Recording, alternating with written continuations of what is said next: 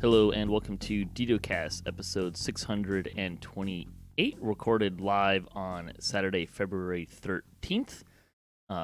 This is Patrick, your host, coming to you from the winterland of Seattle today. Not a lot for most people, but 5-6 inches of snow, and it's still snowing in Seattle. It's going to be an exciting couple of days here. So yeehaw. With me this week, we have returning to the show, Strimtom. Hey, morning, Pat. I feel you on the cold. It's not snowing. It's just minus 30 Canadian, which is like minus 22 Fahrenheit. It's crazy. We have a number of Canadians in my guild, and it is always kind of funny. They'll come on, it's like, oh, it's negative such. It's like Celsius, Fahrenheit. Like, it doesn't matter. It's cold. Yeah, negative. At that point, it doesn't matter. It's still cold. We also have Voodoo. Welcome, sir. Thank you. I also love Canadians. Is that the inspiration for the beard? No. You're trying to be accepted by the Canadians. I'm trying to look like America's Most Wanted. And lastly, we have Asheras. Welcome back, sir. Hey, thanks for having me again. Good to be here. Yeah. Sumeku is saying that he loves snow. I like snow as well. I do not like snows plus driving plus hills, of which Seattle has a number of. And of which the first hill I have to contend with is my 30-degree, 100-foot driveway. That's my guildie. That's see me, see you is how that's pronounced. Okay. So it's at this point, I think it's even money if I'm going to make it to do sound at church tomorrow. Because it's about a car and a half length driveway with drop-offs on either side, and yeah, it'll be fun. Anyways, welcome to DDOCast. This week's screenshot. This is Sikya Greenleaf celebrates a win at the Snow Peaks Festival in this week's DDO screenshot of the week. Hey, everyone have fun on the Snow Peaks Festival? Strimtom was here to talk about it earlier, but Voodoo, Asheras, you want to give your 2 cents on the Snow Peaks Festival? I liked it. I don't think everything needs to be super involved or super grindy. I think that I love Night Revels for the involvement of it and the engagement. But this was really fun to just do a little bit of, and I thought the festive augments were awesome. And yeah, I mean, it's nice to have something like that just kind of adds to the game without doing much else. Kind of like the Mimic Hunt. I love the festive augments. Really cool ad with the snowman.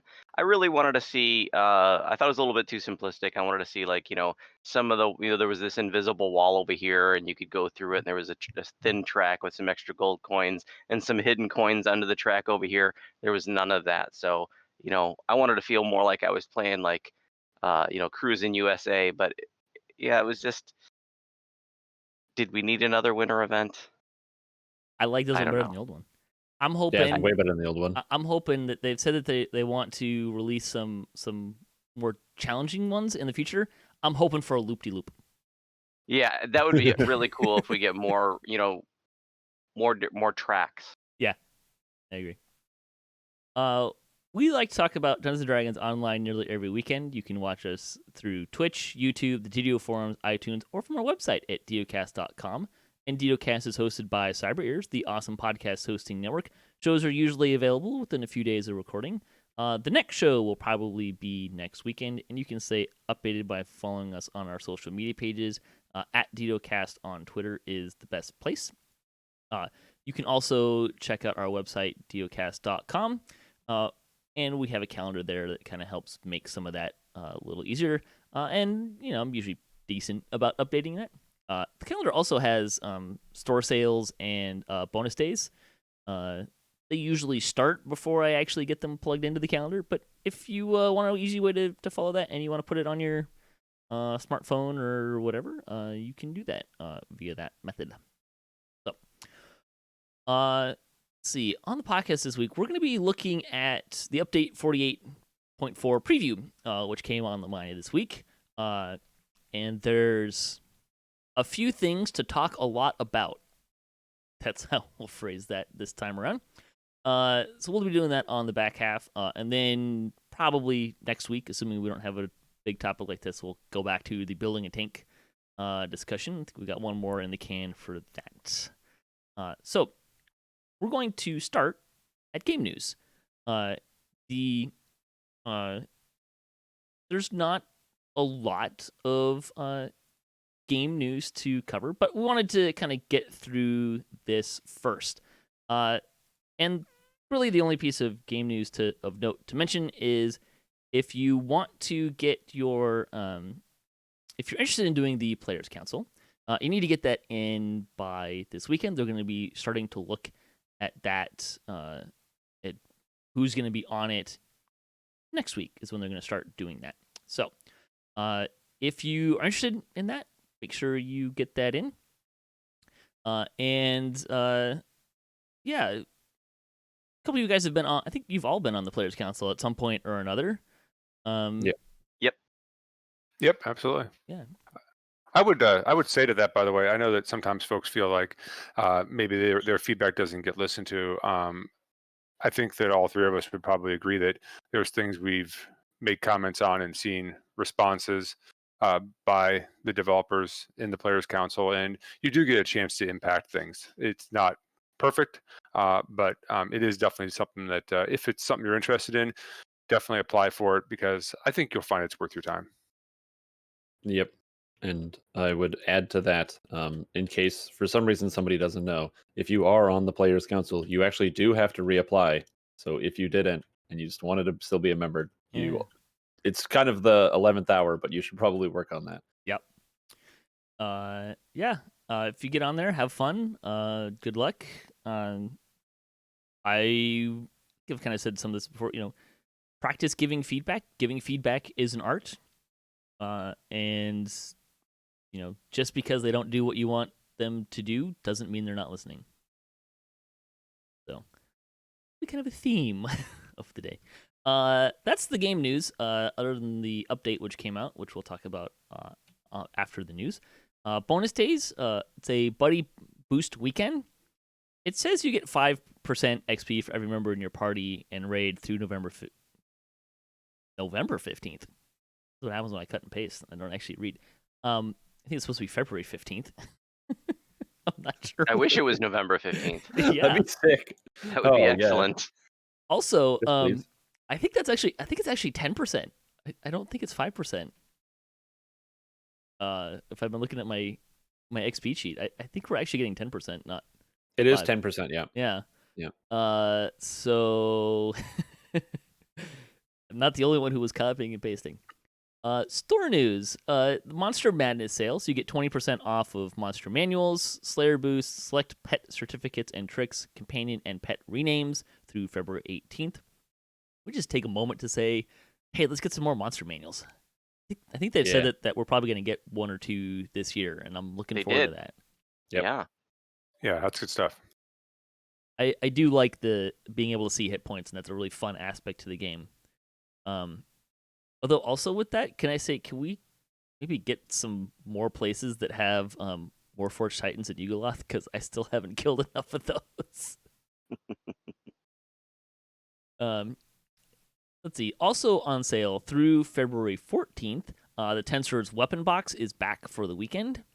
So that's the box that has 50,000 sentient XP in it. Yeah. Right. And what else is in there? There's the oils that make it so your weapons don't break.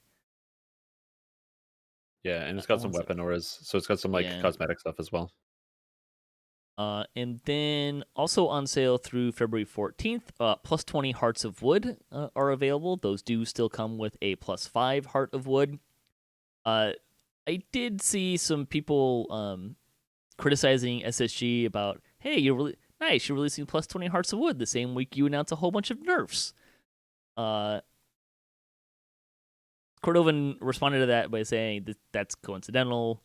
They're doing hearts because it's Valentine's Day, and they're kind of trying to do a tie-in there, and it just kind of happened this way. Which frankly I buy. I don't think those two teams are coordinating coordinating like that. And then the coupon code, you can get a bouquet of flowers and or a box of chocolates. So you just pick them both. The coupon codes are Love Flowers and Love Chocolate. The flowers are Good Hope Cookie. And the chocolates are like a couple different buffs, I think, if I remember rightly. And both are unbound. Right. I think they're unbound until you use them or something like that. So you can buy them and give them to somebody else. So all of you boyfriends out there who, maybe have girlfriends who are in the game, instead of shipping flowers, you can get a free set of flowers to give to your girlfriend this way. See? Don't forget, folks, it's Valentine's Day tomorrow. Don't forget. Sage advice. All right. That'll bring us to community news. And we have the 413th Chronicle. This is Community Spotlights. DDO Players News interviewed our composers, Dar Celtics, along with Artemis and Cordovan. Our Celtics is Bill Champagne. That's who we had on the show last, November-ish, I think. Maybe December. He was on the show talking about the music of the Feywild. He composed that. He has been the composer on the Lord of the Rings side for a couple of years, and has more recently been doing more on Feywild, or on DDO. Strimtom delved into the latest Lamannia preview. So if you want to check out more in depth of Strimtom's thoughts, you can check that out on his YouTube page. Yeah, we streamed like 20 hours, and then I'm like, no one's going to watch this. So I'm cutting it down to just the bite-sized pieces on the YouTube channel, just like quick 15 minutes. What about this topic? Every day. A slight aside, I was giving someone a hard time because they're not listening to DDOcast because they asked a question that had been answered on the show, and the response was, "I'm not listening to 2 hours to get that piece of information." I'm like, "Well, good news for you. I've gotten the show mostly down to an hour and a half." There you go. Yeah, I'm trying. Speaking of Lava Divers, 2 members of Lava Divers duoed R4 Curse of Strahd, so you can watch their video and read about how it went. Better than their I think R4, R7. They did Temple of Deathworm, and had a lot of deaths in that one. They finished, but so yeah, a couple people have been doing that a little bit more. It's kind of fun to see. The comment for the week: what is the most romantic place in DDO? That's easy. It's the subterrane. It's where Sulamatis gave me his heart. See what I did there? Nice. Oh, Hey. that's great. Any place Militia is. Oh, I love it. No, I got to say House Fjarlin. Just the nice music and the visuals. It's great. Very great place for a date. Just walk through House Fjarlin. I was gonna say the Stormhorns. There's a nice meadow with a bunch of flowers. Good place for a picnic once you deal with the satyrs. It is a romantic place. There's some music going on there, I think. Yeah, sure.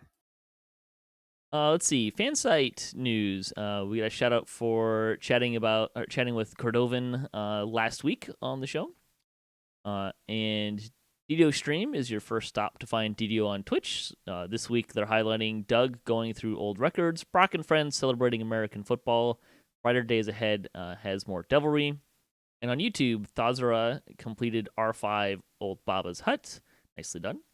Axel discusses the future of Reaper difficulty, and Ice Damon finds proof in the poison. Axel was, I think, talking about the idea that it would be higher skull Reaper. Yeah, going from 11 to 15. I can't remember if it was 15 or to 20. Could happen. Yikes. I'm open to it. More hard scaling. Sure, go for it. Although that's gonna that would be a rather amusing thing to watch in my guild because there's there's a commitment to completing raids on the highest difficulty and being the first to do so. And that would open up all of the existing raids to do that all over again. Well, be fun to watch. Yeah, sounds like a fun challenge. Yeah. Keep them busy for at least a couple weeks. A fun challenge if you like getting your ass kicked for 10 hours at a time before you get one victory. They have a lot of fun doing it. So, let's see. Talking Shop. We talked about the final weekend to apply for DDO Players Council. So again, if you want to do that, get on it. Let's see, and it kind of covers all of that stuff. Voodoo and Strimtom, you guys want to like plug your channels a little bit here? And site news, right? Yeah, sure. If you want to watch me go from fast to slow, but depending on how much coffee I've had, and talk about the game, either twitch.tv/Strimtom for all your fun live needs. We're live 6 days a week, and then and if you miss some of it, it's this curated content on the YouTube channel, so you can just watch a highlight and then go do something else with your life instead of listening to me ramble on. Find me on YouTube, channel Vooduspyce, where you'll find nearly 1,000 DDO videos, quest walkthroughs, raid guides, crafting tutorials, and much more. And you'll find me live streaming nearly every day on Twitch channel Vooduspyce.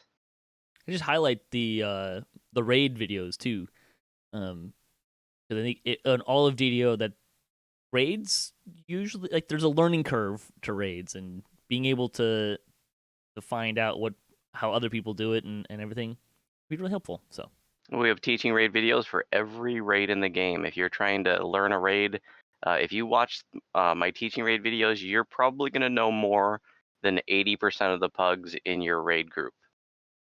Probably true. So. Are you doing teaching raids this year? Not yet. I think I'm going to try to get it off the ground and do like a limited series. Yeah. Okay. Can't wait for the Feywild teaching raid. That'll be fun to watch. We'll see. Oh, yeah. Let's see. D&D night on DDO stream. Make sure to check us out on twitch.tv/DDO stream for tabletop D&D. This week is Oracle of War, which I am the DM for, so you can check us out there. And if you're interested in checking that out, there's a YouTube playlist. Also, the games the sessions that I'm the DM for, I've been putting on the DDOCast YouTube and website. You can check those out if you're interested. Also check out DDOCast on Wednesdays, 5:30 p.m. Pacific time. A couple folks and I are playing DDO in a static group. And also, I keep saying this, and eventually there might be some other game stuff happening on DDOCast, Twitch and YouTube. Just I like playing other games too, and might share some of that as well. I know Strimtom, you stream both DDO and Lotro. Yep. So. And then sometimes other stuff when people yell at me. What, new game comes out? Okay, I gotta play that. Yeah, we like playing other games occasionally. So, and a little variety. It's good for the soul, right? That's what we're going with. Mm-hmm. All right, so that's going to take us to our topic today. We're going to take a look at Update 48, Patch 4, the first preview on Lamannia. So we are expecting to get a second preview, and they kind of hinted at, I think, some stuff that will be coming in that wasn't in the first preview. Standard boilerplate. All of this is subject to change. Some of this is already changing, and we'll get into that. So Lamannia was open starting Tuesday through Thursday. So was up for not a whole lot of time, but about the normal time. And then Kokomajobo on Friday released a post preview update.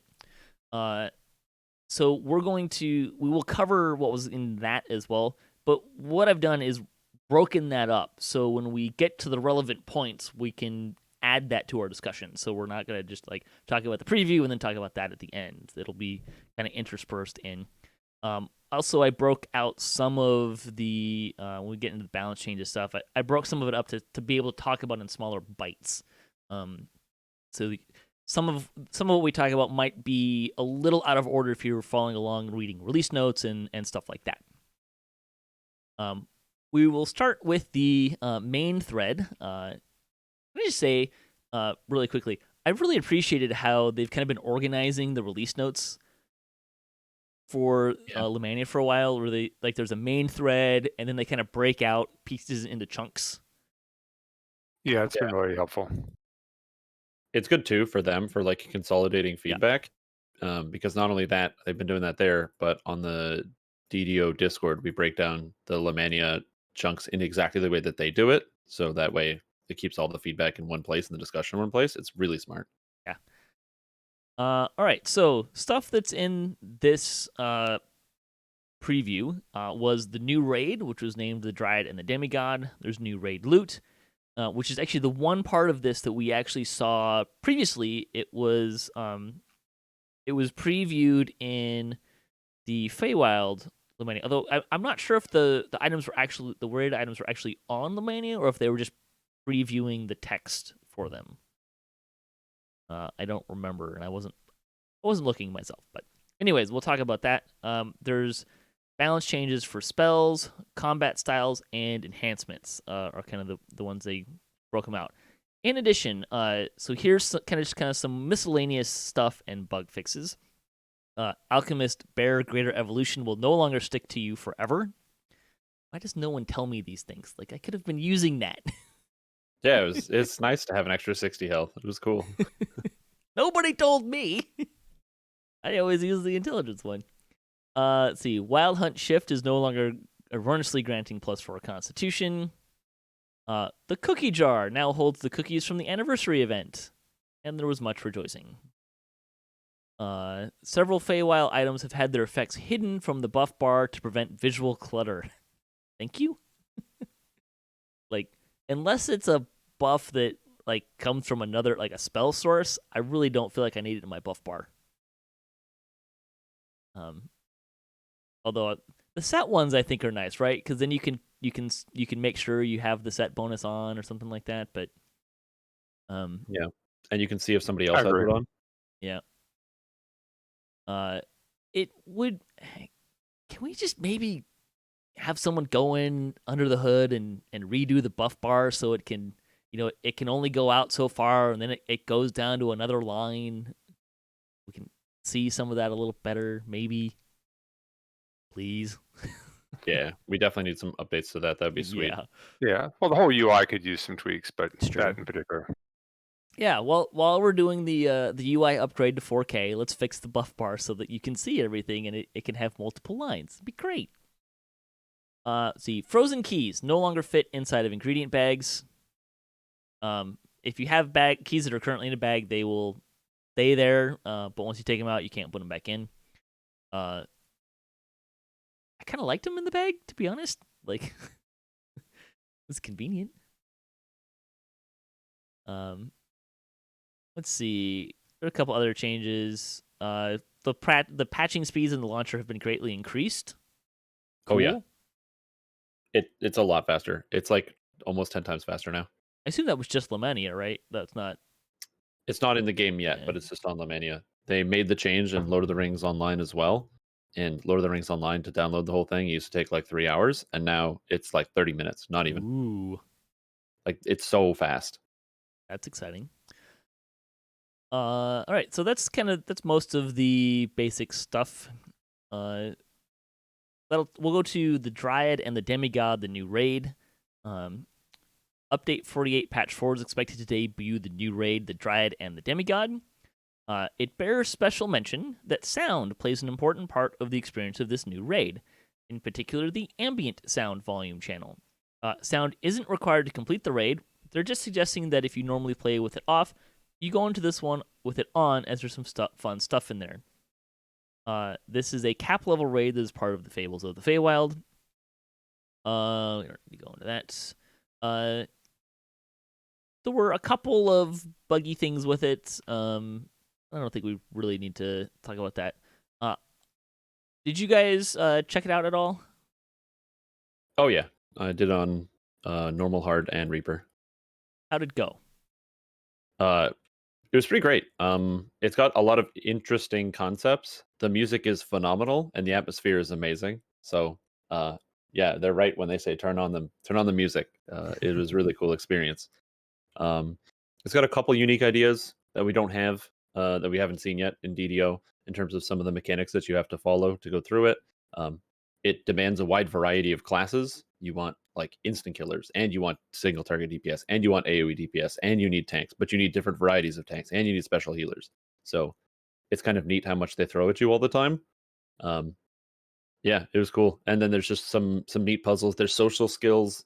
I think they tried to hit every button that they did in Feywild in like, or every note, and just sling it all into one raid. I did not take a look at it. I'm waiting for it to go live and be surprised there. Hopefully pleasantly surprised. Yeah, same here. I haven't looked at it yet, but based on Strimtom's description, it sounds amazing.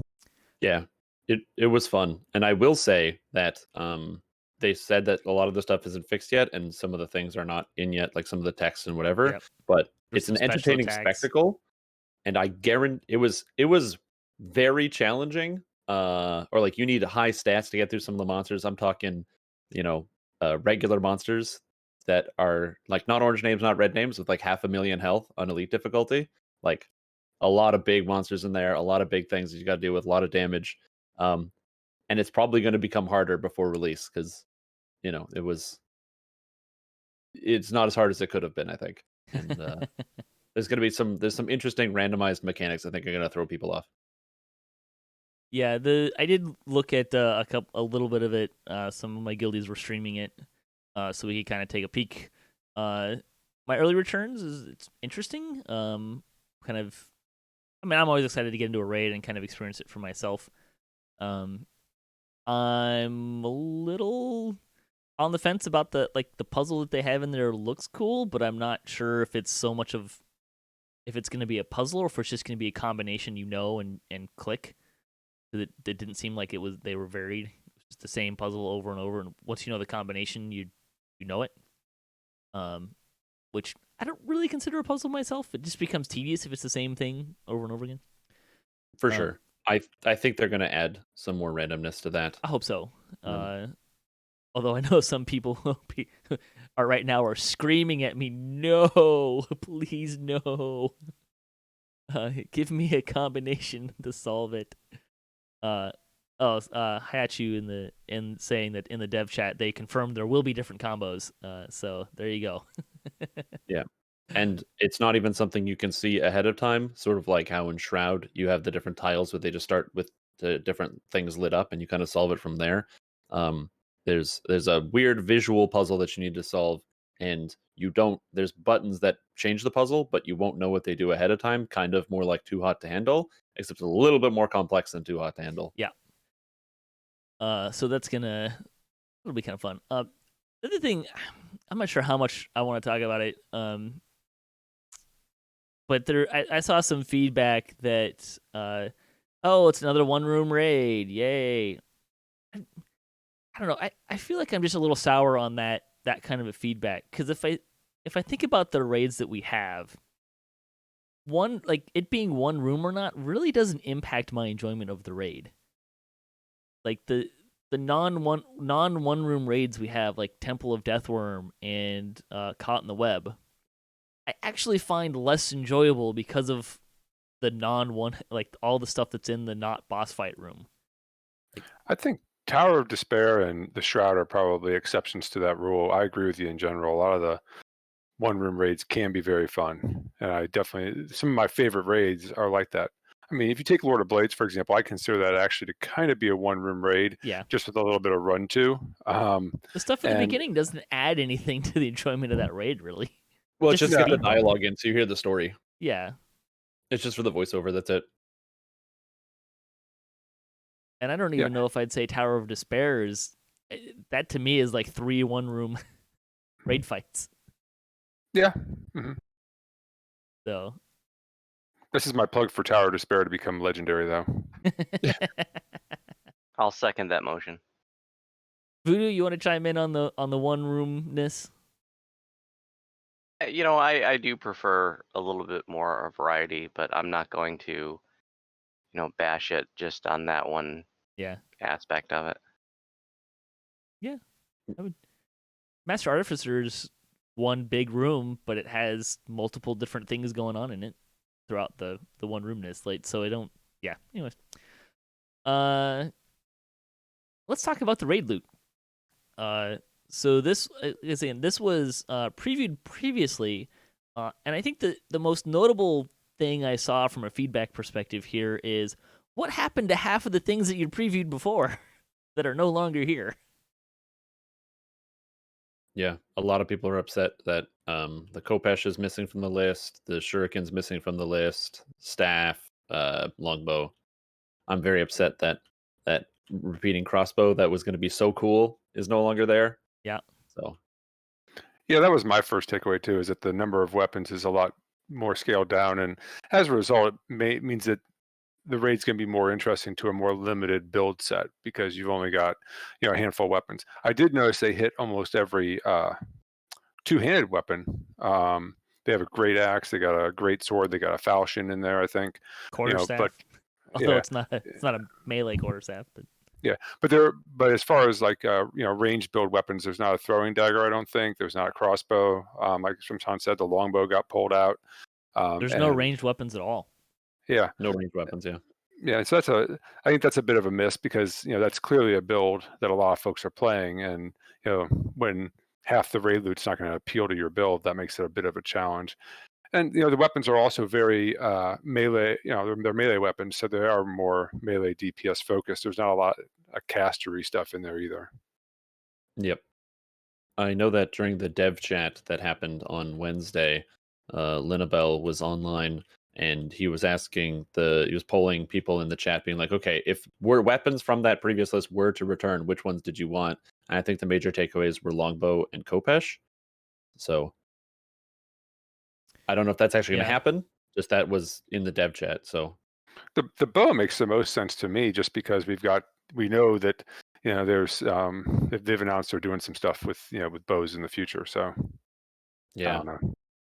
it's A a tough change, call. Oh, go ahead.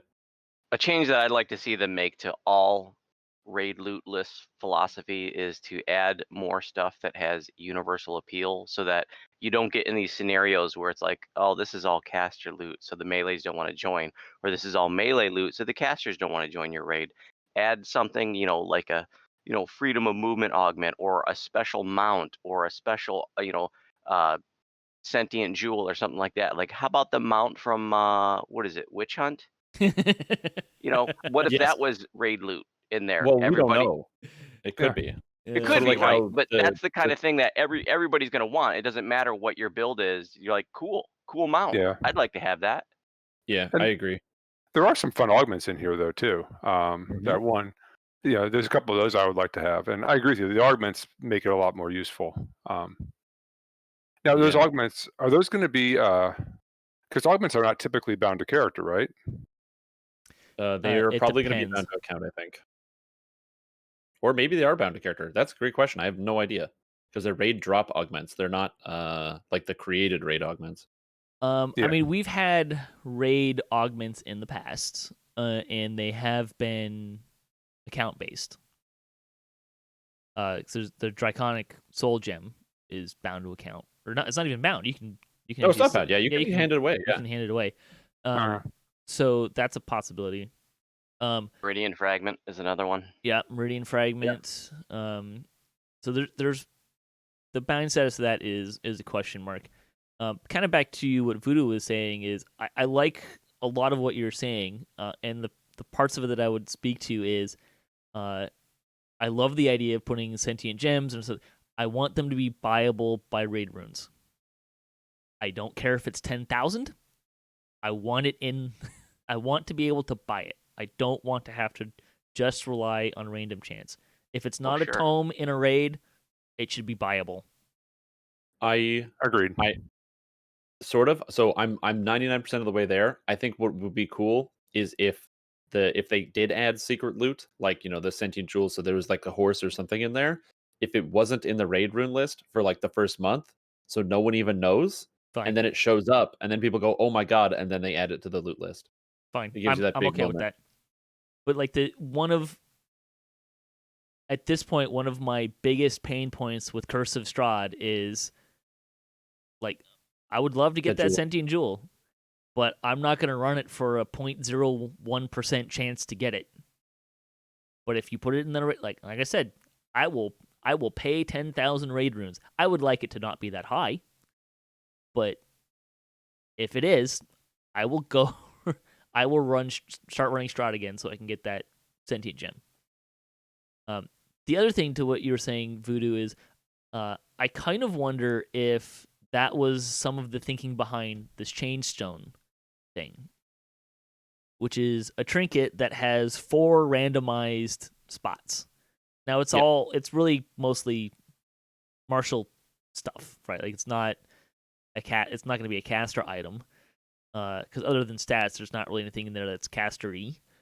But I kind of wonder how that's gonna work, right? Like, I kind of like the idea, but I'm also not sure how popular it's gonna be. Can I buy a change stone and like pick what's on there? If I buy it, does it just come randomized? Can I even buy it? And if it's 4 randomization parts, I mean, let's see, there's 6, 3, 3, 3. So what is that? 150 some odd combinations?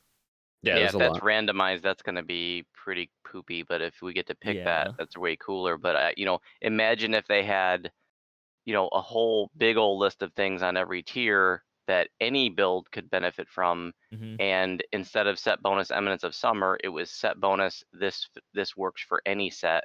Like, wow, everybody would want that, and that would have universal appeal. Yeah.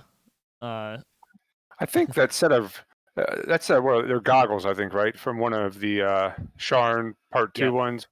The community, collective Sight. site. Yeah, that item is super popular, and everyone loves it because you can do almost anything with it.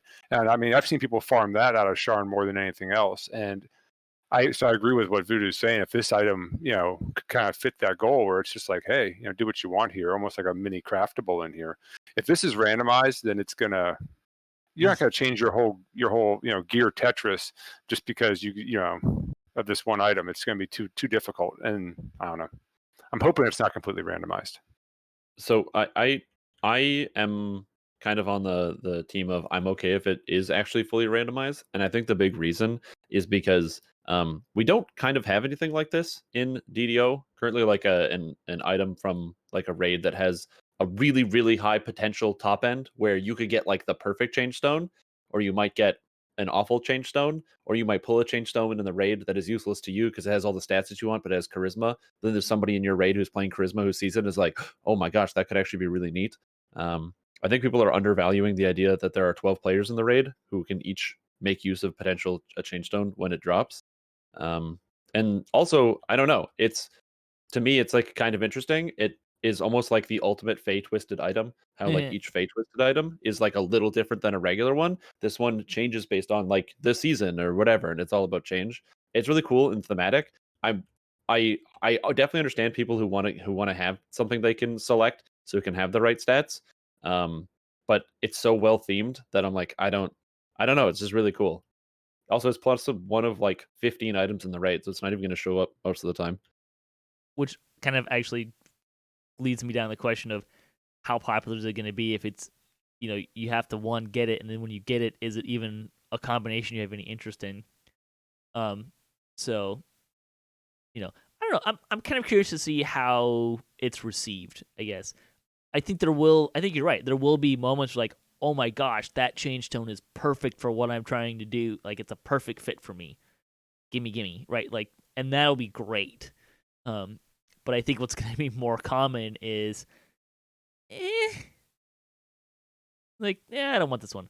Now, part of that is also coming from a place of since it's mostly martially based on a lot of my characters, I feel like I already have all of the things that like they would want out of these, so I'm not even sure how much. Like, even if I got like, what would the perfect one be, and would I use it? Probably not, because I probably already have all of these things in other places. So, but I'm interested to see how it plays out. But my suspicion is because of the combinations, it might be one of the least desired items out of here because people are gonna have they're just not gonna feel like they're likely to get the set that they want unless they can buy it specifically. So it'll be interesting. I think it possibly a kind of an intermediate solution that might be interesting would be to, okay, you can buy it, but it's going to be randomized. You don't know what it's going to get from it. But because of that, it's only going to cost you 500 runes or 250 runes or something like that. I think that would actually be kind of an interesting middle ground to play with a little bit. Yeah, that'd be cool. I'd like that. Another option would be it's randomized when you pull it, but for 2,500 or whatever raid runes, you can swap one of the effects to something you want. I don't know if they have the tech to do that, but you could kind of mix those two, right? If you have one, you can put it in, and so maybe it's 1,250 to buy the item like normal. But say you don't like the combination, you could spend 250 runes to have it re-randomized. maybe, yeah. Maybe That's an interesting idea.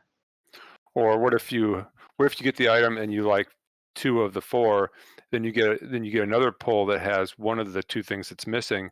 If you could somehow, spend some raid runes and extract that. I think that's less likely. Anything that you're talking about, like I can pick what I want, like that becomes a crafting system that they have to build, and Linabelle is already pretty. Sure. Like Linabelle does not want to add a whole bunch of crafting, and it doesn't make any sense to me to add a crafting one for one item. But if you have a put it in and get it re-randomized, that could be interesting. Now, yeah, a reroll would be cool. I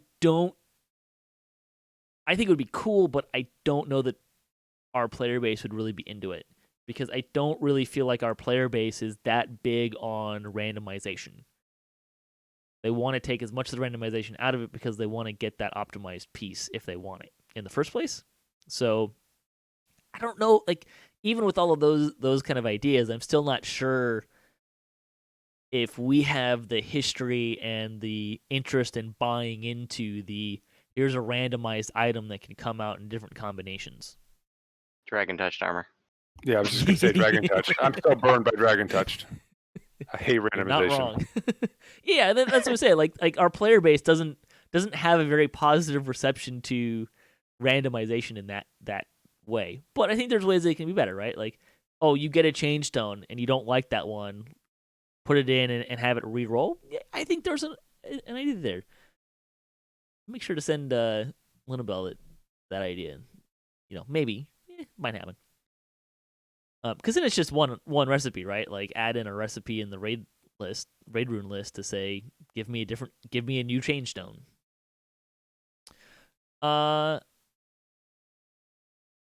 Otherwise, the other stuff about the raid loot that I wanted to mention, and I kind of like the idea that a lot of these raid weapons, and there's a common theme of which one stayed, is that most of them are, this weapon does a different type of damage. All right, so there's fire, ice, force weapons in here. That's kind of interesting to me. I'm assuming the force ones don't get eaten by, and actually maybe the fire and frost ones also don't get eaten by rust monsters and oozes and stuff, so that could be kind of fun. They do not. Yep, they're immune to damage. So that I kind of like that. Like, I find that kind of interesting. I have an outstanding question, like, are we going to be able to buy the augments with raid runes? I kind of would like to be able to, but also I would be okay with tomes and augments not being buyable from raid runes. But gosh darn it, I want to be able to buy the cosmetic pets and the sentient gems. Oh yeah, for sure. As I said, I'm totally with you. I like the idea of it being like a cool surprise where somebody gets the horse in the Yeah. raid and everyone's all excited, and then you can buy it. You put that 'Cause horse you in need that time to build raid, the and raid. and no one's gonna run anything else for a year. Yep. That's gonna be a popular thing. Yeah, and other than that, I look at the loot list, and the only thing that really stands out for me, even kind of including the augments, I'm not super high on the augments either. Is the trinket, the monk trinket, wisdom, insightful wisdom, sheltering, and enhanced key. Like, Yep. other than that, It's I'm kind of low on the items in general. Yeah, I think the raid, all the weapons are like kind of neat, and they all supply different play styles. One of the biggest complaints I saw from people is that a lot of the weapons aren't really better than weapons we already have, but it's a really really hard sell to make weapons better than what we already have, because all the best weapons in the game have the combination of Keen and Vorpal to give them the highest base damage, so they just hit harder than everything else. Right. So like, people were talking about it on the forums. They were like, "Oh, we want a better longbow," but the only way you make a better longbow is if it has Keen and Vorpal and elasticity and Keen and Mm-hmm. the extra the ranged alacrity. And if you don't make that, then the bow is probably going to get used compared to the bows that already have some semblance of those stats. And it's kind of weird. I don't know. I look at a lot of the weapons and I'm like, yeah, they're really cool, but so many people are not going to let go of Tail of Sulamates, no matter what weapon comes out, unless it does more damage than that one, because that's the most damages on the one weapon. Sure, but I'm Um, going to point out that some of these weapons do different type of damage. oh, That absolutely. is very unique to weapons, right? Like, say you're fighting something that has really high damage reduction but doesn't have fire resist. A sword made of fire suddenly is going to do a hell of a lot more damage. So Yep, and they do double damage to cold creatures. Mhm. I recently played a Flameblade Druid or Ranger, where it was pure 20 Ranger using the Flameblade spell from Druid, and in Grandmaster Flowers and using Wisdom. It was a garbage build. And on Lamannia, it was okay with those swords. It was pretty neat. And that new trinket, it was kind of cool character. Anything anyone else wants to say about the raid loot? Right, some interesting stuff. We'll see how it goes. I bet if my kind of sense is we'll probably get a couple of those weapons back. Yeah. And I don't think those ideas are dead. I think my guess of what happened is it was too big of a list, and they wanted to pare it down, so it becomes what makes sense thematically in this raid that we've built, and that's where you get these weapons are made of different types of damage. Let's go with that theme. And I bet you if we don't see the Khopesh or some of these, I'm guessing we're going to see at least one of those ranged weapons make it back in. But I'm guessing that if we don't see this stuff come back here in this raid, we'll see it in the future. Yeah. Oh, hey, one question I had for you guys when I was looking through this. What's superior heroism? It's like heroism, but it's +5 instead of +4. +6, Gotcha. isn't it? Or did they change it? In game, it was +5. Oh, I interesting. don't know if that's a typo. It should be +6 because that makes sense. But Yeah. in game, it was +5. I love that this is a nod to first edition Dungeons and Dragons, because there used to be potions of superheroism back in first edition. It'd be kind of interesting if they had like some consumables like that dropped in raids. Like if you ran it, you had a 80% chance to get a couple potions of superior heroism. That'd be interesting. All right, let's start talking about everyone's favorite thing: balance changes. Wrap in. Just add salt. All right, we're gonna do some chunks. We'll start with the combat style balance changes. So here's the preface. When looking at the spread, popularity, and usability of combat styles, we came up with a few concrete goals. They wanted to boost the DPS and versatility of single weapon fighting, expanding its usage outwards to better cater to hybrid builds, They also wanted to tone down the DPS of two-handed fighting slightly while leaving the AoE capabilities top tier, as that niche is part of what makes two-handed fighting so compelling. They also looked at the DPS of two-weapon fighting and found that while we think it's in a balanced place offensively, the companion feats for two-weapon fighting needed a lot of help to become more compelling defensive options. They ran through several iterations of two-weapon blocking before they decided simply to remove it entirely, merging it with two-weapon defense. And they also wanted to further incentivize it by adding an MRR cap boost. Natural fighting needed adjusting to match two-handed fighting, but it also needed some extra special incentive at the top so that both bears and wolves would be happy switching their feats from the new perfect to the new perfect combat style feat. Finally, we wanted to add more compelling combat options for shield fighting. Its perfect combat style feat is very defensive, but that's shield's niche, and they wanted the style to retain the defensive elements at the top end. These are also coupled with some buffs to the Vanguard tree's tier 5 options to help make that tree more competitive choice versus Kensai or Knight of the Chalice. Those changes are in enhancement portion of this. Yeah, so this is actually, like, I'm excited about most of this stuff that's in here.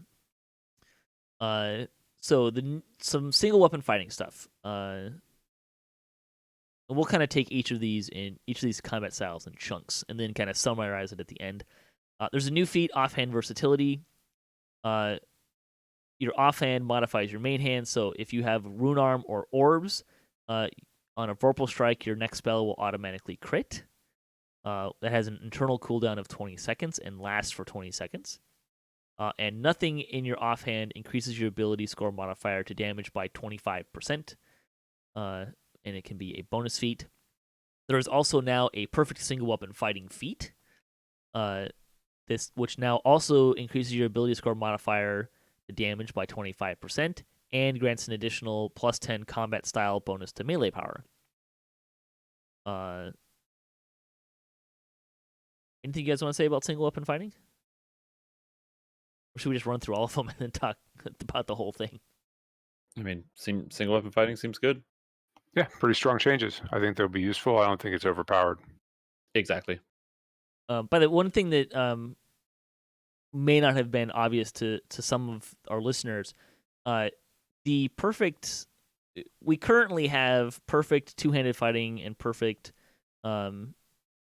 two-weapon fighting and perfect single-weapon fighting.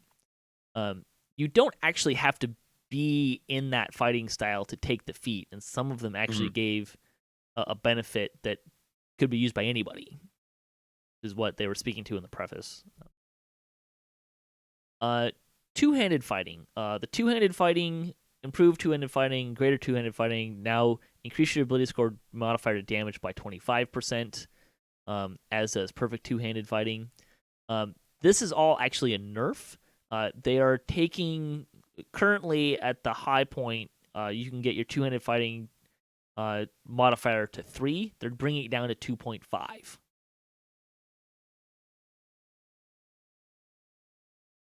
Not a lot, but still significant. Yeah. If you don't have a lot of main stat, you won't really feel it that much. And if you have a lot of main stat, you'll notice it's somewhere around like 6% damage movement. Yeah.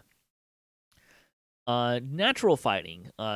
Now increases your ability score modifier damage by 25% while in bear or dire form. That brings it in line with everything else. They are adding a new perfect natural fighting feat. Yay! We've been saying this on the show for like a couple years that we need a perfect natural fighting feat. So this will be a level 26 feat. It will require you to have maximum experience in a Primal Sphere Epic Destiny and at least one copy of Natural Fighting.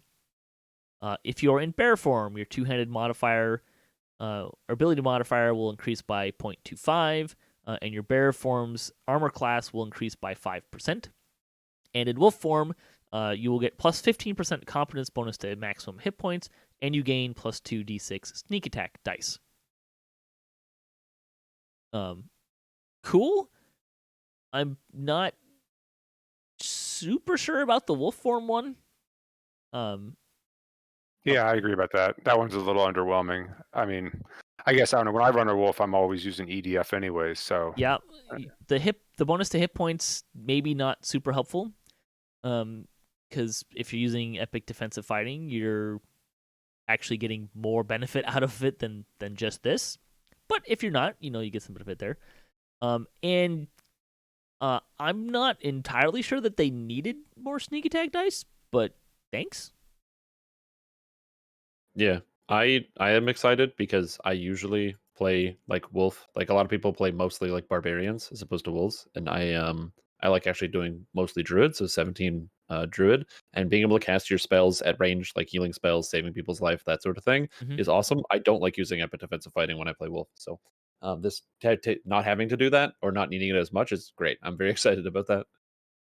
It does kind of compete pretty nicely with the bear form because you can use their natural fighting stance to get plus 25% competence pretty easily. So if you're there's actually there's a couple variations of a bear healing druid running around to take advantage of that. So, shield mastery. They have a new feat, greater shield mastery. As you expect, you will need to have improved shield mastery to take this feat. I'm not sure why the required base attack bonus is 13. Aren't the other greater feat or greater masteries like 11? Well, the druid ones can be taken at 3, 6, and 9, which Right. is kind of weird. You can get it right away, and then shield mastery is this one. I guess they just want to make it different. I don't know. Yeah, it just seems a little strange, but okay. Uh, this it adds 5 PRR with whatever type of shield you're using. It adds 2% double strike and 4 melee power. Kind of meh. Perfect shield mastery is a new feat at level 26. Requires maximum experience in a divine epic destiny. And shield mastery, and only shield mastery. You don't need the improved and greater. You just need that. This will give you your shields will gain +1 weapon damage, and you will gain a 20% shield armor class and +5 PRR. So that's pretty good. 2-weapon fighting. Well, we'll pause on shield mastery. I'm not sure that I am going to be moving from taking improved and greater shield mastery off of as opposed to toughness feats on my tank, but I will probably take perfect shield mastery. Yeah, I think that one. I think you cut yourself off there. Oh yeah, I was gonna say the perfect shield mastery moves the needle for me, especially on a tank. But the other one, I agree with you. I'm not sure it's all that compelling. I mean, I love that these were added and that these Yeah. now work for epic defensive fighting, and which we'll get to. Mm-hmm. and it's going to be tough trying to fit in these 2 feats. I'll tell you that. I'm just, killing myself looking at my feat list, going, oh.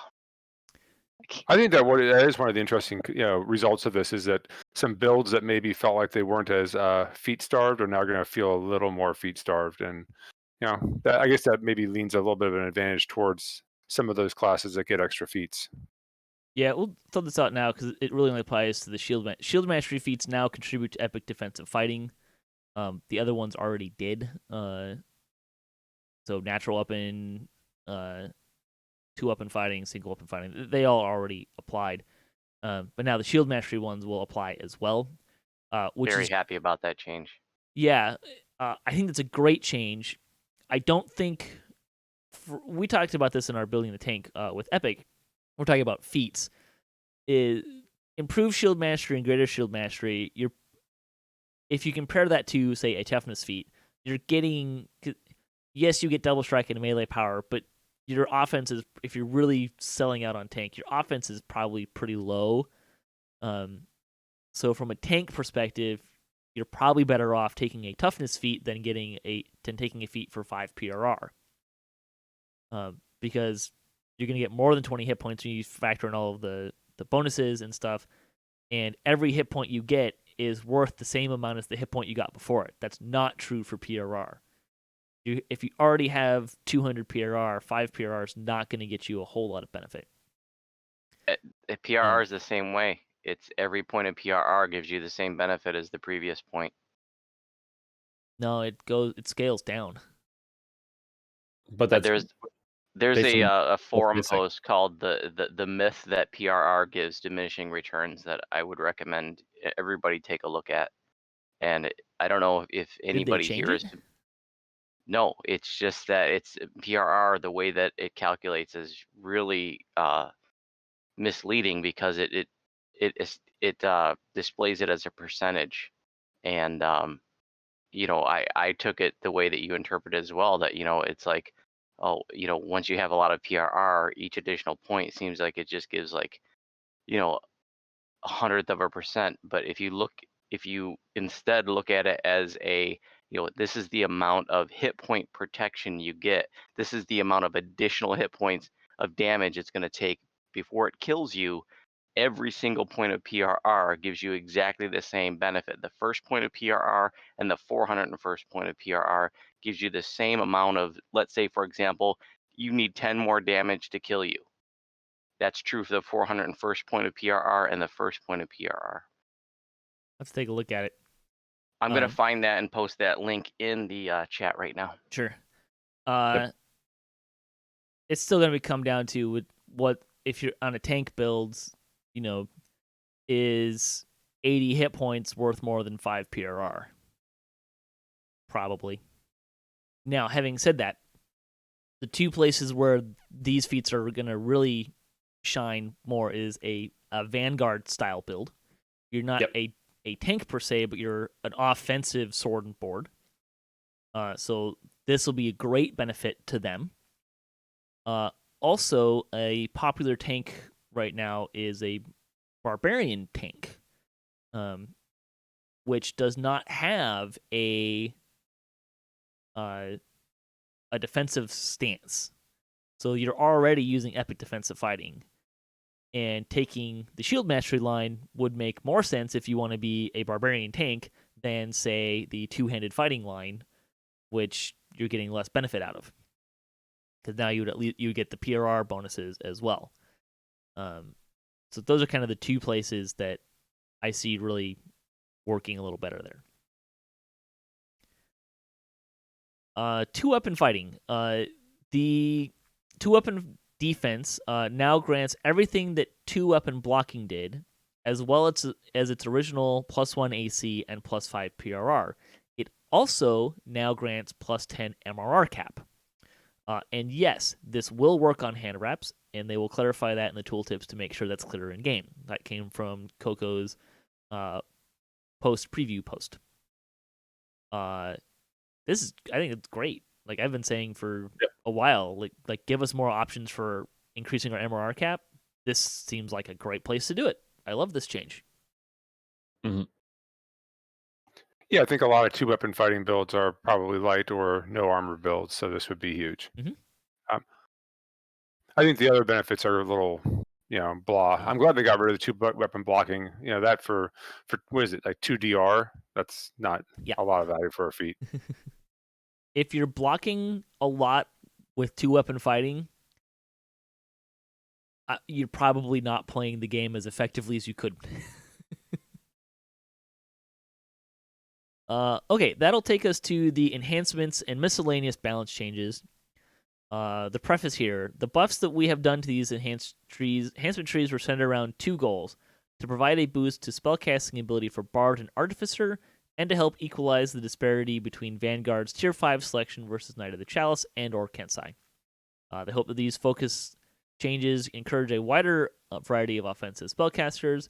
Artificer in particular suffered from a lack of immunity bypass, and we think that this method, tying it directly to your rune arm shots, bridges an important thematic and mechanical gap. Enhancement spell power caused several significant long-term gearing problems for both the casters who had elements represented and the casters who did not. Either you had access to your element, which forced you to always wear the appropriate belt, or you did not, and you were left behind by a large margin of power. This change removes a significant amount of disparity between the elemental types of offense and defensive casting, and was a necessary step to the comprehensive offensive spell pass they're doing at the same time. We'll get more into that.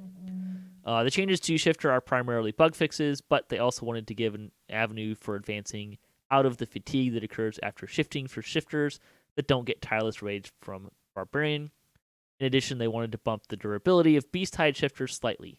They're keeping an eye on the overall placement of shifters and may continue to buff shifters in the future if needed. All right, so the Vanguard and the Vanguard trees for both Fighter and Paladin. Shield to the face was merged into Armored Strength. Disorienting Smash now applies 1d4 stacks of vulnerability instead of 1. There's a new Shield Specialization 5, which gives you +3 to hit damage and armor class when using a shield. And Tier 5 Brutal Impact, you gain +1 critical damage multiplier on a roll of 19 to 20. That's probably the one that's most necessary for competing. Yeah. Although I'd say that would be more of a Kensai thing. I guess it competes with the Paladin Kotzi, although they all Paladins get the have the Holy Sword, which adds to your critical profile. So that will presumably not on your shield, though. Oh, sure, not on your shield. So this will do your shield and your weapon, I think, right?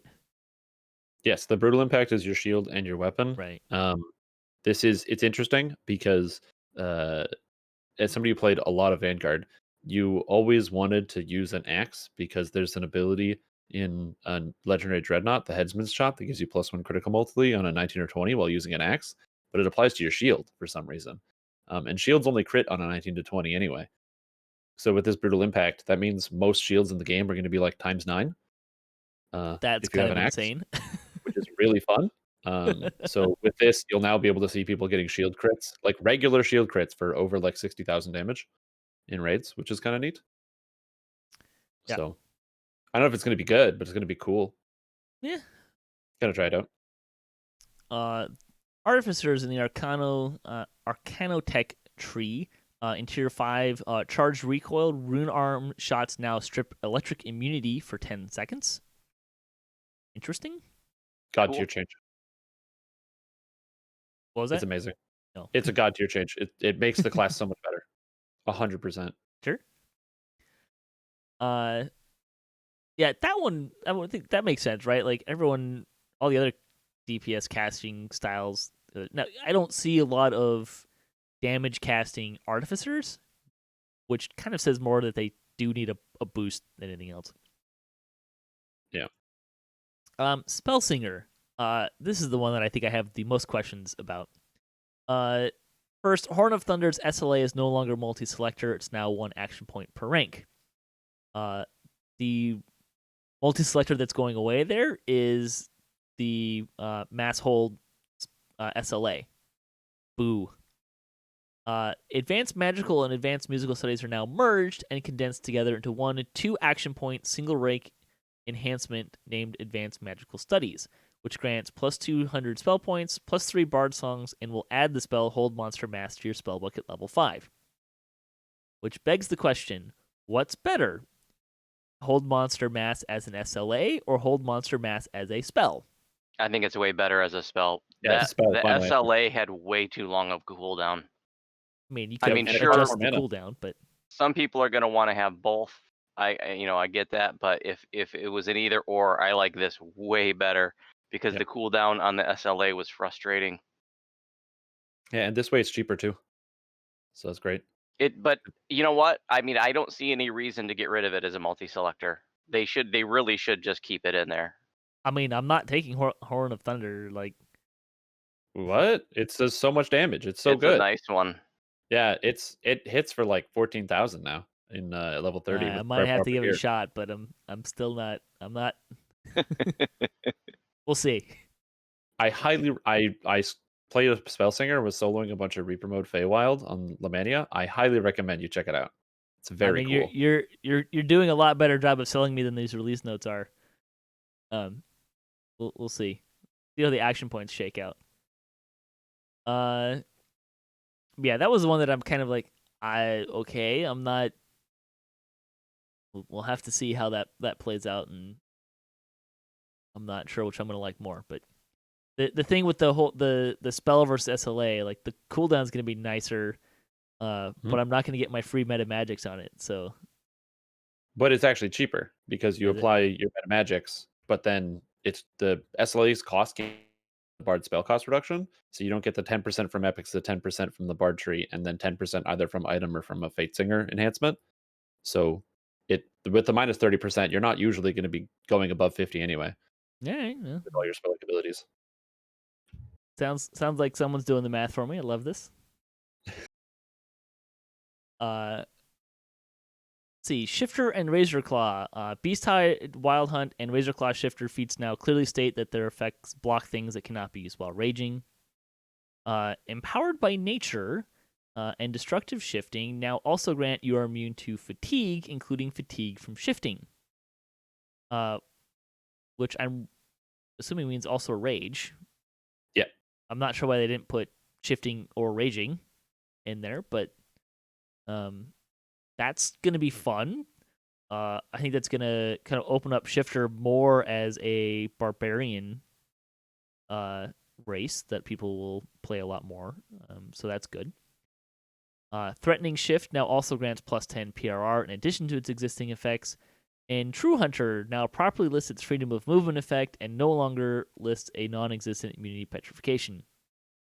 Personally, I would have rather they gave me immunity petrification and took away the freedom of movement, but that I think immunity petrification is a lot more useful than freedom of movement, which I can get in any one of like 20 places. Yeah. So. I think that's like a change that exists right now. Like right now, there's the boots and all these other items give you freedom of movement. But if more items come out and it's harder to fit those slots in, you've got freedom right there if you want it. My Shifter also is a druid, so he has the spell.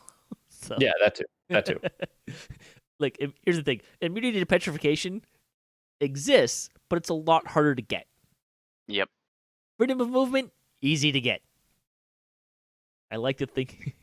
Now, granted, this is a fix to the writing, right? Like, it's already giving freedom of movement, not immunity to petrification.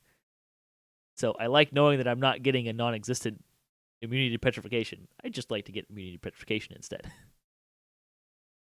You got to get that ultimatum augment. Time to run Defiler of the Just. Yep. Miscellaneous changes. Improved martial arts now works with all weapons you are centered with instead of just the basic key weapons. Cool. Enhanced spell power from all sources is now typed as equipment spell power, which means it no longer stacks. Which is a sad day for all casters, because that's a loss of 150 or 200 spell power, depending on where you were getting it from. I'm like, I understand their preface statement that enhanced spell powers is causing gearing problems, because if you don't have it as your element, you can't get it, and if you do have it as your element, you have to have it.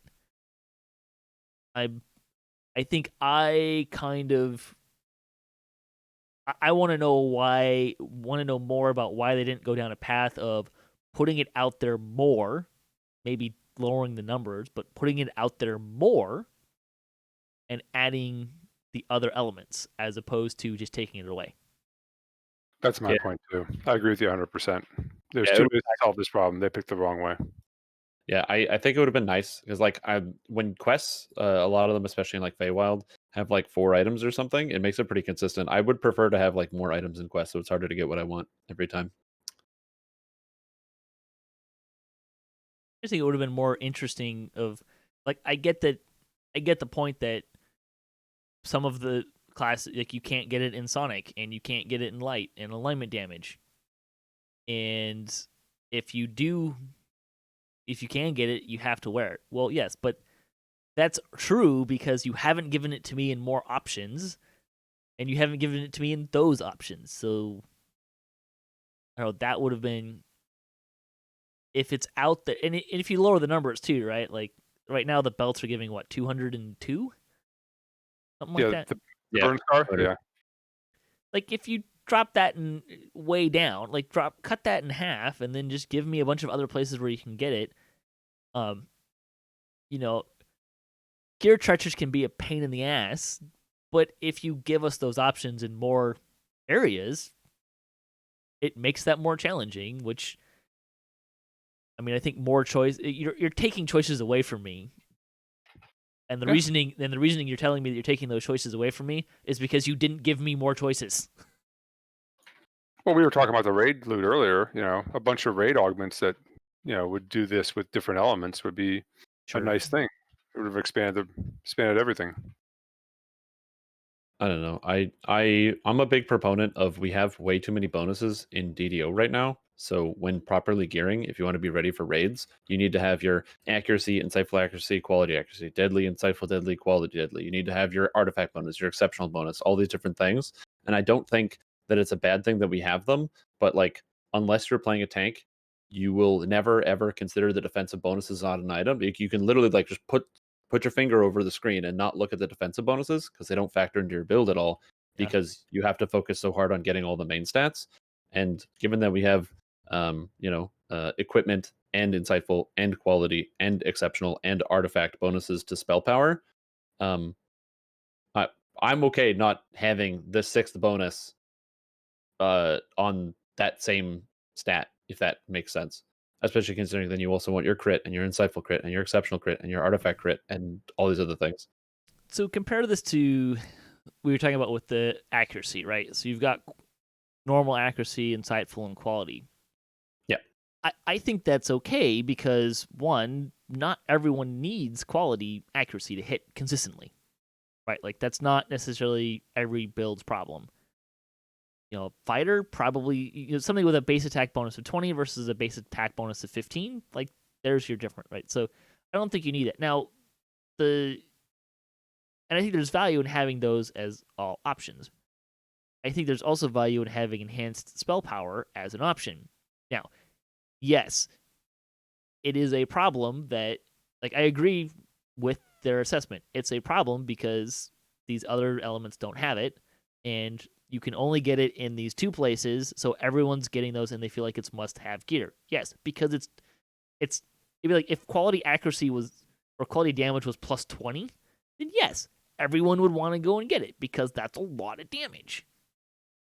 But if the enhancement bonus is, 50 spell power, that's not as big of a discrepancy. You still probably really want to have it if you can. And if you have it in more places, and more, like, the problem that they're identifying for me is a problem that they created because they didn't want to put it in other places. Like, taking it out fixes the problem, sure, but the problem is artificial. I'd like to add another dimension to this Go for it.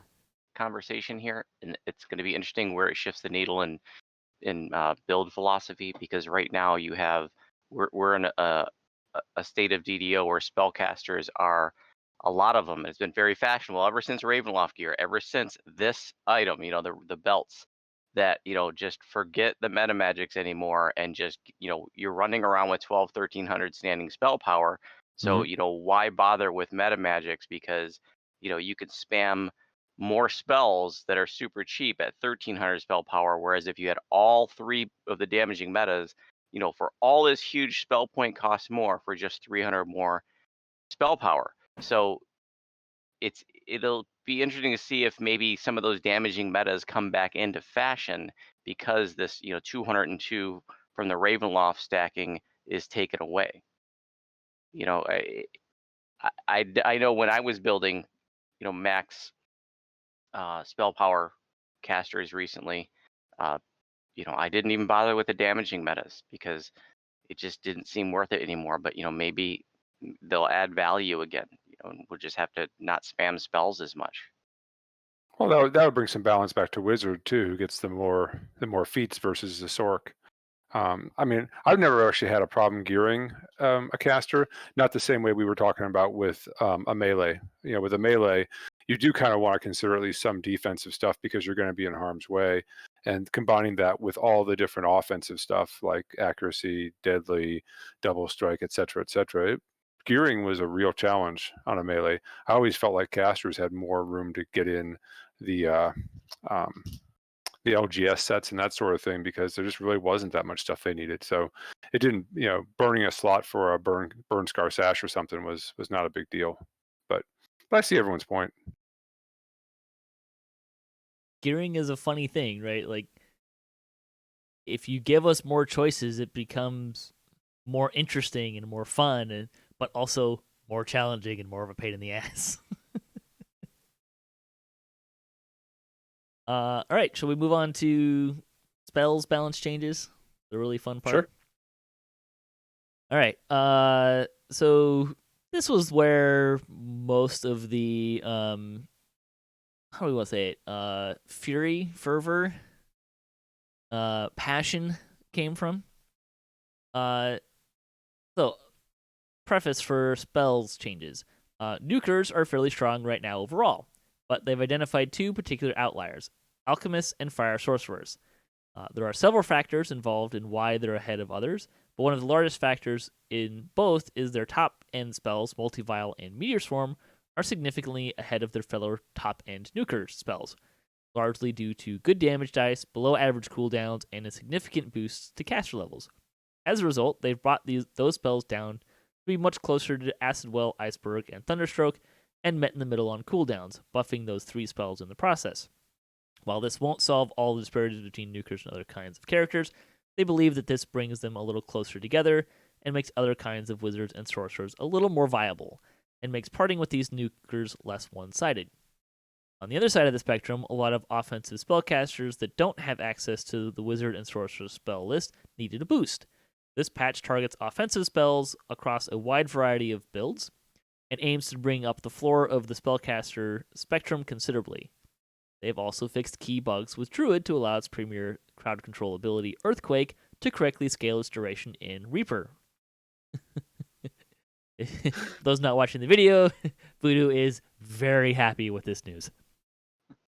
They have also made a special effort to target underused spellbooks, such as Artificer, by giving them access to key offensive spells to round out their repertoire. Finally, they have additional plans in certain enhancement trees, which we already talked about. They expect these changes to significantly boost the viability of Divine, Druidic, Bardic, and Artificer offensive spellcasters across all levels of play. My first question with all of this is, were people wanting more Bard offensive spellcasting ability? I didn't realize that was a thing. So that was kind of funny to me. But there you go. All right. We'll start with sorcerers. Let's stick on the preface for a hot minute.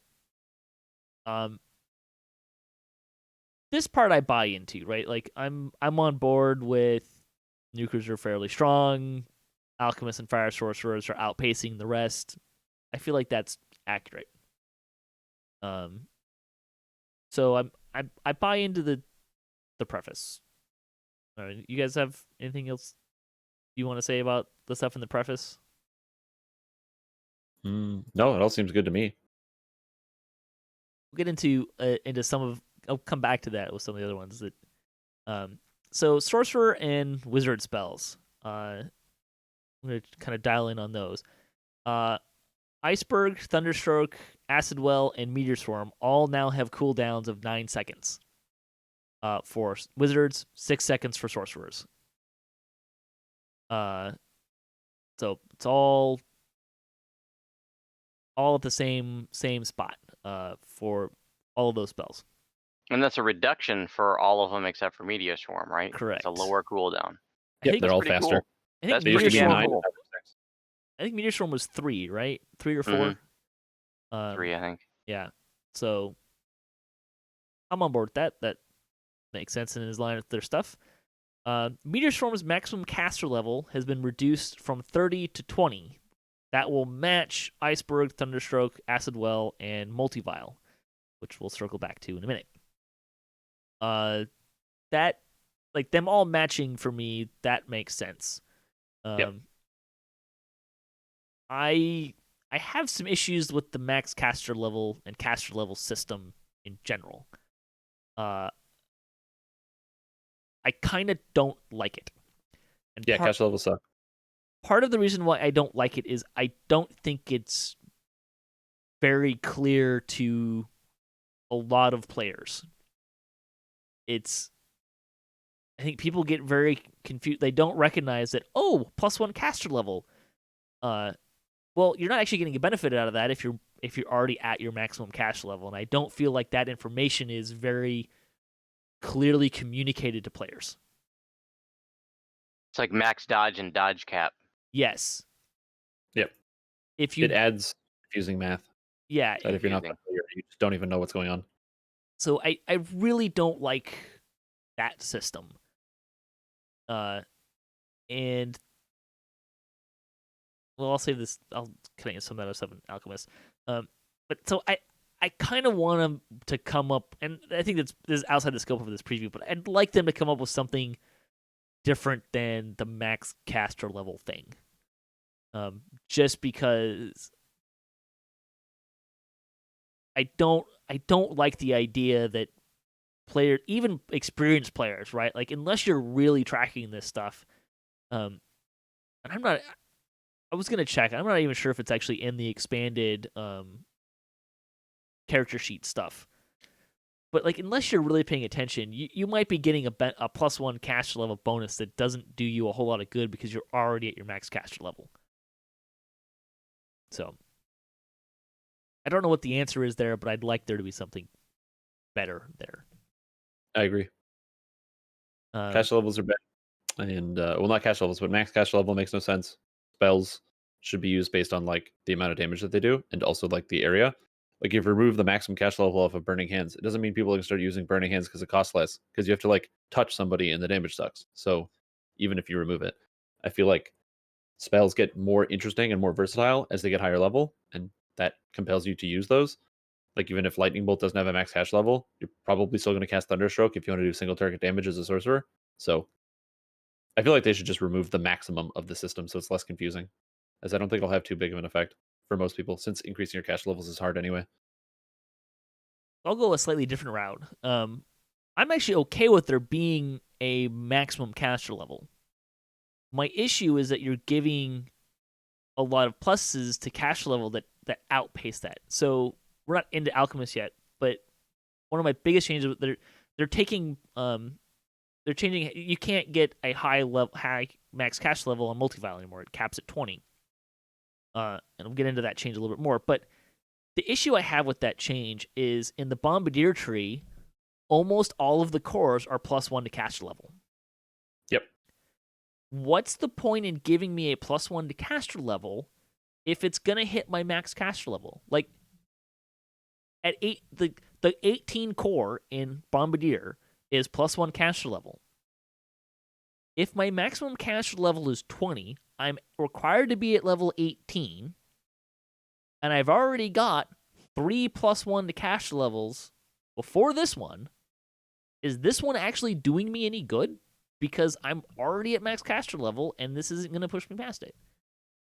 Like, the max part is fine. Like, I'm on board with there's a max caster level, and that prevents you from just, like, adding dice infinitely.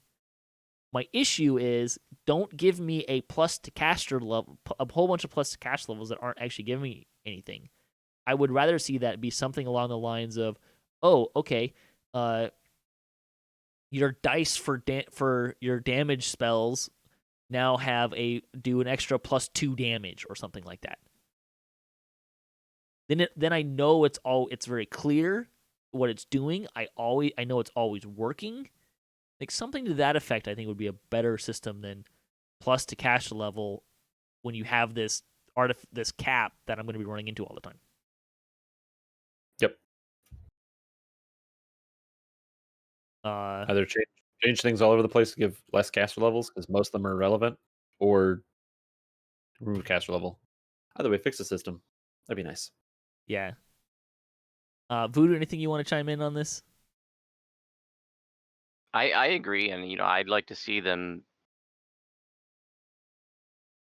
Right now your max caster level can be dependent is dependent upon your Epic Destiny choice too. So it'd be nice that if that was taken away. I will say that you can, if you look in your combat tracker, it does show you what caster level you're casting things at, which is helpful feedback, but it's not. It'll tell you what caster level you're at. It doesn't tell you necessarily like what your maximum caster level is, and if you have bonuses that are not doing you any benefit. Little tip there: you don't even have to be in a dungeon zone. You can try to, let's say, for example, try to cast a meteor swarm while standing on your ship. Even though the meteor swarm doesn't go off, your combat log still says you attempt to cast meteor swarm at level whatever. So Sure. if you want to see your caster level for a spell, you can even do that right on your ship and just turn on your combat log, and it'll say right there. Yep. The other thing that I don't think we've mentioned yet, they're removing the Fire Savant caster level penalty from Meteor Swarm, which was a change that they added after the preview. My understanding with that is Meteor Swarm was thinking it was an Earth spell. And, It's a fire and an earth spell, yeah. Yeah, so it was like it was grabbing the caster level penalty from the Fire Savant capstones and stuff, cores. Which actually I'm kind of a little wondering if that means that it's going to be kind of an equalized thing, right? Like if I lose the +10 to the cash levels that it was erroneously giving me, but I lost all the minuses, where does it end up? Let's see. Alchemist, multi-vials cooldown has been raised to 9 seconds. It is currently 6 seconds. This is I'm looking at thinking that it should be the same as the meteor swarm and all that. Which it 6 is. seconds seems reasonable. Well, it is 9 seconds is the same as the wizard. The wizard cooldown. Right? Yeah. And I'm okay with that. The problem that I have with this change is the mechanics of the class because of the spiking. Something that may be lost on a lot of players is by increasing the cooldown to 9 seconds, you remove the possibility that you could cast it twice on the same spike. Because the alchemist spike is only 12 seconds. How about let us cast other multi-vials too, if you're going to do this, instead of them all being on the same cooldown? That would be interesting. I'm not sure how I feel about that. I haven't thought about it. My thought with the cooldown is okay, I'm fine with that cooldown, but can you increase the spike to 18 seconds? Like, you have to really be on your game to get 2 out of it. In that scenario, or maybe up to 15 seconds. So you increase the spike length of time so I can still cast it twice. Which also just the spiking duration is actually kind of one of the things I least like about Alchemist, because I find it personally a little bit of a pain to kind of really manage and stuff like that. And I kind of like it when I've got a little extra time there. Like a little more benefit for the windup would be nice. But that's why I don't like the cooldown change here, is because of how it plays with the specific mechanics of Alchemist. Multi-vials damage dice has been changed to 1d4 plus 3. That is changing from 1d6 plus 2. The math behind that, it's the same average, a lower maximum. The average is still 5.5, but the maximum goes from 8 to 7. Yep. So, not sure how that calculates into their math and balance changes, but sure, okay. Yeah, it doesn't matter. As far as I can tell, it's the same number. Well, it has less potential. Same average, less potential. Like trading Jared Goff and Matt Stafford. Same average, more potential. That would have been a much funnier joke if Voodoo was actually more of a Detroit Lions fan. Right there. I know who Matthew Stafford is, but yeah, the joke was lost on me still. Yeah, go sports. Yeah, exactly. That's one kind of sports. where I am. Master of Spell Vials no longer applies to multi-vial. So that means that multi-vial is no longer going to get the plus 10 caster level, which means its max caster level will be down to 20. See previous discussions on caster levels. Multi-vial spells now cost 40 spell points for both the core spell and the Bombardier SLA version. I'm mostly on board with, like, this is another one of those changes that, like, okay, the issue I have with here is structural, because Echoes of Power, like the multi-vial SLA, is now out of the reach of Echoes of Power. And that's kind of my issue here. I would like that SLA at least to stay within reach of Echoes of Power, so that when you're out of spell points, you can still cast it occasionally. If you allow your Echoes of Power to build all the way up to, say if the spell cost was 30, if you have the Endless Faith enhancement from Epic Destinies, you can get to there, and then you would be able to cast multi-vial when you have no spell points. That's my biggest issue here, is that it puts it out of reach of that. And they fixed multi-vial's tooltip to show the correct master cast level 20. I'm gonna give my initial reactions, and then they go into the changes, which kind of address some of them. My initial reaction to this was something along the lines of, okay, I understand why you're toning down the damage, but if you look at the disparity in health between trash mobs and bosses, I feel like Alchemist and Fire Sorcerer are still going to be able to just nuke all the trash, and the place where they're going to be penalized and be slower is bosses. And one of the least classes I like to take into raids and boss fights the least are DPS casters. Because once you run into that blue bar, you're useless. Yep. And I agree. all of these changes initially, I feel like are going to majorly impact that part of playing them, much more so than the trash stuff. Now, what they came back and said, they wanted to take some time to talk about Alchemist. As many people reported, the changes to multi-vial that standardize it to other high-level spells is hurting both their AoE damage, as intended, but also their single-target damage, which we would like to improve. Coco actually, I think in the Discord, kind of went into a little more detail, said that they've been looking at multi-vial purely in the context of being an AoE spell that was out of line with what they wanted to be the standard for AoE spell DPS. They didn't fully realize how much people were relying on it for Alchemist single target damage, which was good, but not outlier good. So, what they are looking here, so taking that into account, and furthermore, they would also like to take this time to help early Alchemists as it levels through early to mid heroics. To address this, they're planning on creating a new suite of stacking damage over time, single target spells throughout spell levels 2 and 3. My guess there is what they mean by that is level 2 is going to get a stacking poison, and 3 is where you're going to get the elements. But that's kind of a guess. These spells will also be boosted by the Master of Spell Vials feat, which is great, because if you take multi-vial out of that feat, why do you take that feat? Yep. So putting these in there, that sounds great. That will bolster that feat's effectiveness and mean that the new spells will continue to be effective past heroic levels, which is kind of my generic issue with the single target dot damage style of kind of bots DPS, is those spells in heroic kind of peter out at higher levels. Yep. Stacking damage over time spells have the potential to greatly improve boss DPS without adding more to their AoE potential.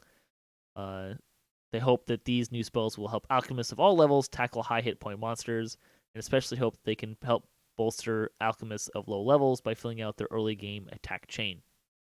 They're also spending this time ironing out a ton of Alchemist bugs. There you go. That gives me a lot more confidence in what's going on. Yeah. As somebody who's been playing Alchemist for the past 2 months, they need to take it out at the knees. It's so dumb. I just walk into quests on Reaper 7 and I'm just hit. I don't do reaction states. I pay no attention. I'm usually looking at my chat box, talking to people as I'm just slamming multi-vial and killing everything on screen. and even like quest bosses. So like the AoE damage is absurd. It is too much. It's really fun, but I don't even have to try. It's a joke. But then you go into a raid and you're like, oh, I'm out of mana. Mhm. Like so fast. Because, when the boss has 150,000 health, all right, cool. Sounds good. Just hit the buttons really fast and the monster's dead. But then when the boss has 20 million, I don't have enough mana. Not even Right. close. And it's so I think that hitting the damage on multivile and making the damage on multivile lower feels like an ungraceful solution because it hits because like alchemists are still going to blow up AoE. Monsters didn't have enough health in the first place. Multivile hits for like 30,000 damage. So on elite difficulty. So like monsters are still going to die in one hit. It's just now you just handicap the boss damage, which wasn't the target they wanted to hit. Yeah. So I think that reducing the damage was a mistake. I think the answer was either making it just straight up single target, or if they want to reduce the damage here, that's fine, but make up for the single target somewhere else. So I'm happy that they've decided that that's what they're going to be doing, because it it would be really silly to just be like, oh yeah, we're fixing the problem, and then alchemists are still dominating the quest game, and then no one wants to bring them to a raid. And they're worse in the place where they were the least fun for me. Yep. Yeah, you don't want to bring alchemists to that new raid if these changes go through as they are. I didn't really want to bring them as they were beforehand either. So, yeah. And the last thing I want to say about Alchemist is I'm really disappointed at the cadencing. Like, coming off of after they did this with Inquisitive, they're doing it with Alchemist. If you need to nerf a class, or specifically a spell, by upwards of 50% of their damage, like, if it's going to take you, like, either that needs to happen faster than a year, or you need to adjust your development schedule before release so that it's not live for a year before you make that big of a change. Like, this tells me that they continue to have development problems when it comes to balancing. And I get I'd that. like to go a little conspiratorial here and think that, maybe they, the new class or the new universal enhancement tree is overpowered so they can sell it. I mean, and I think that's what this kind of behavior is telling people. Like, I've been trying to kind of push, like, for myself, push against that and not go down that line. But if they keep doing that, it's really hard for me to stay in that place. So as somebody that's played games where like companies like straight up just bait and switch you in front of your face, they're like, this is good and now this is good and you must buy this, called like League of Legends and other games like that, where they will bring out a new hero, it is overpowered for 2 weeks, and then they nerf it immediately after people have bought it, and then wait for the new hero to come out in like a month. The SSG is not replacing Alchemist with anything. They're just nerfing it. Yeah. There's no paid class, there's no new feature. So it's literally just a loss. It's not like switching for profit to get people to buy something new. It's straight up a loss. So I don't if I was a business person, I wouldn't nerf the Alchemist. I would just make the next thing even better. It just seems because there's no next thing that's coming out.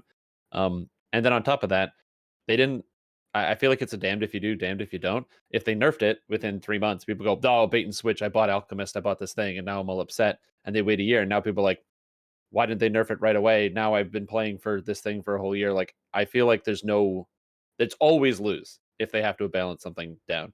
So I'll go In- further into my beef with the cadence. Balancing a game like this is a game of whack-a-mole. If you're only making balance changes like this once a year, that's not often enough. Oh, 100%. Yeah, I agree. Like, the two things that I want to see from SSG is balance changes need to happen more frequently. Like, if you don't want to do it during hardcore season, I'm on board with that. I understand. Like, that makes sense. But we've been out of hardcore for a while. Like, these changes, like, balance changes need to be more frequent. Mm-hmm. Like, and it needs to especially be true of the new stuff, right? Like, making small tweaks here. A big sweeping changes that are negative 50% effectiveness need, like, if you're going to make those changes, one, give them to me in smaller digestible bites and give them to me more frequently and sooner.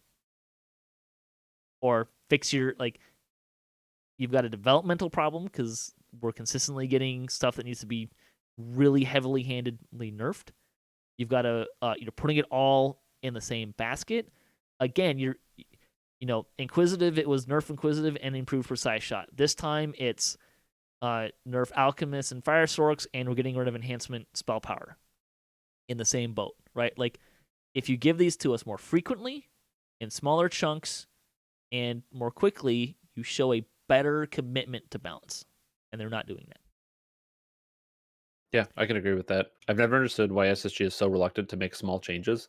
To be like, Alchemist is overperforming a bit. Yeah. Let's make a mild change and see how it goes. But instead they're like, let's hit the mana, and let's hit the damage, and let's hit the cast level, and let's hit the cooldown.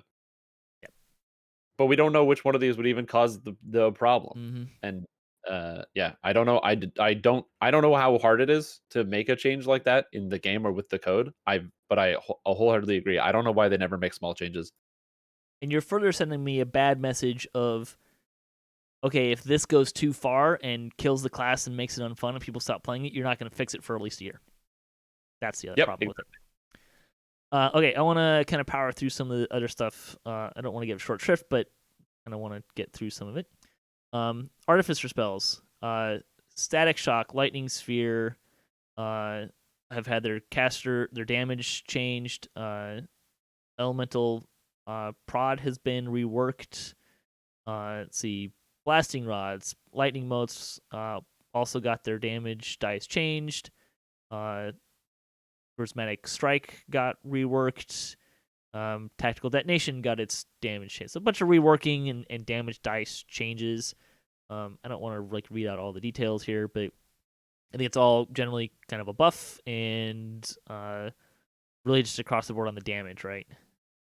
Yeah. I played around with it and was going around soloing Reaper quests and stuff at 30 and also at 15. So now you can actually level with an Arcano Technician. You can bypass lightning immunity by using Rune Arm, so which lets you solo through quests that you couldn't do, like every Underdark quest, because all the monsters are immune to lightning and other things. And Tactical Detonation kills people now. It's ridiculous. It's doing with proper gear, it's doing 10,000 damage, and also is a knockdown. So you just walk in a room, Tactical Detonation, nothing is immune to it, so everything freezes, and you just wait for the cooldown, press it again, and then you go to the next room. It's like slower Alchemist. Does this mean that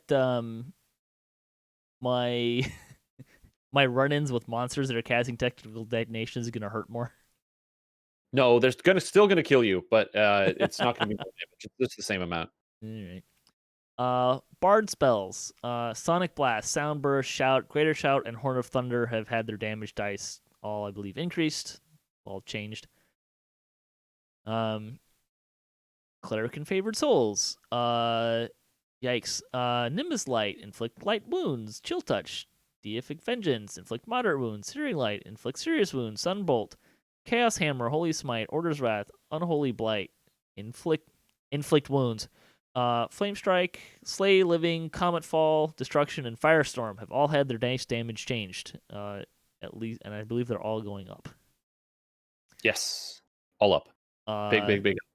Druids produce Flame, Splinterbolt, Salt Ray, Call Lightning, Fire Seeds, Word of Balance, Sunbeam, Sunburst, and Ice Flowers. Damage dice changes. Whew. I just wanted to interject one small thing. So all the inflict spells are increasing in damage. The alchemist potions pull from the inflict spell for damage. So alchemist inflict critical wounds potions are doing 15k damage now. Oops. So in case you're wondering, alchemist got nerfed in one spell, but inflict spells are really crazy right now. Yeah, that'll probably get fixed. And then let's see, all of the mass inflict wound spells are using the new versions of the dice. Inflict wound spells will only use that new dice against enemies. This is not going to adjust self-healing for undead players. Call Lightning Storm and Storm of Vengeance now use the new Call Lightning damage dice for druids. Artificers get Firebolt, Shocking Bolt, Chain Lightning added to their spell list. Admixture spells are now properly restricted with Epic Defensive Fighting, so you can't use that anymore. And lingering spells, now correctly calculate their duration in Reaper and obey the 6-second floor, including Earthquake. Yay. All right, there you go. That's all of that stuff. Additionally, Warlocks are going to get a bump at their epic levels, unlike other spellcasting classes, which they could significantly boost their spellbook as part of the spell revamp. Warlock's main source of damage wasn't changed for this preview. This means that with their plan to globally adjust spellcasting by modifying spell power availability, Warlocks need some extra help. They are going to refactor the 2 epic level feats, Epic Eldritch Blast and Epic Arcane Eldritch Blast, into feats that allow your blast dice and pack dice to scale with your epic levels. Going to shake out into a small bump in mid epics and a larger one at cap. Also letting them differentiate those 2 feats a bit, which are pretty similar to one another right now. Also in the next preview, we'll see some work on the visuals of Warlock. So, yay. All right. Anything you guys go ahead and anything you want to touch on that stuff? Favorite souls are going to be really, really, really crazy. And if you thought Alchemist was good, wait for maximum cast level 40 something sunbeams coming through, hitting for like 40,000 damage. It's going to be really cool. All real numbers. I don't know. I think that the Claire favorite soul stuff is really interesting. Druids seem really fun, especially since Call Lightning Storm is actually going to be like a real spell you can cast now. That's going to be cool. Yeah. And guess what's coming back? Dragon Mark Half Elf, baby! Call Lightning Storm on random builds. Yeah. I'm excited. I'm scared. A little neat fun fact about Call Lightning Storm is that it's programmed as a buff, so its duration doesn't get reduced in High Skull Reaper. Right, yeah, so that's a good point. Whether you go R1 or R10, it's still going to last, a little over a minute. Yeah. Yep. I think druids and divines are kind of, I think, the winners here in the boosts. I think that's great. I'm still a little confused on the place. I'm so confused is Bard offensive spellcasting, damage casting. It just, I know there's people out there that are like, yes, this is gonna be great. And I'm still lost in this. Like, was that something that we were missing? Well, think about it like this, right? When you play a spell singer, usually you need to rely on other people to do stuff. Like a spell singer can't really do heroic Sharn because you just run out of mana. Monsters have 2,000 health. Your shout's hitting for like 300 damage. So to clear the first room, you're halfway through your mana pool. And so basically it just makes it so the class is easier to, if you don't have anybody around, you can still kind of solo your way through stuff, which is really nice. And the damage scales a little bit better. So they're not going to be like... But... Pardon? I just swing a weapon. So I mean, you're not wrong. Like it's I don't have an issue with it. I'm just like having this conceptual problem of, wait, was that something we were missing? I didn't realize we were missing this. I have a spell singer, and when I'm trying to solo, I just charm and fascinate everything and run by it. Because trying to damage it is kind of tough. In support of your theory here, I will say that back in the day, I did take my bard to try to get through Blown to Bits on Elite, long before Reaper came out, and I ended up relying on the idea of I would dance the paladin, put a mine in its feet, and dance it again and walk away. So that's fantastic. Your theory has some meat there. All right, we're gonna close the show out here. Thanks for listening to the show. Thanks to Strimtom and Voodoo for joining me today. Check out their stuff. They've got YouTube, they've got Twitch, a whole bunch of videos, lots of fun stuff there that you can check out. Thanks to all the other. Also, thanks to Asheras. He had to leave a little bit ago, but thanks to him for joining us today. And to all the contributors for DDOCast, to Standing Stone Games, Wizard of the Coast, and to Cyber Ears for hosting the podcast. If you would like to support the show, you can visit our website, DDOCast.com, or you can support us on Patreon. And if you have a DDO-themed webpage or you Twitch DDO and you'd like to be featured on our website, You can email us at DDOCast@gmail.com. Hit us up at DDOCast.com for show notes, MP3s, our calendar, previous shows, and other fun stuff. If you have a comment on this episode, a question you'd like to hear us answer, a topic you'd like to hear us discuss, or you just want to say hi, leave a comment or email us at DDOCast@gmail.com. You can also find us on social media for the latest cast updates. At DDOCast on Twitter is the best place. So until next time, may all your attack rolls be crits, all your chest level appropriate, have fun, and don't forget to gather for bus.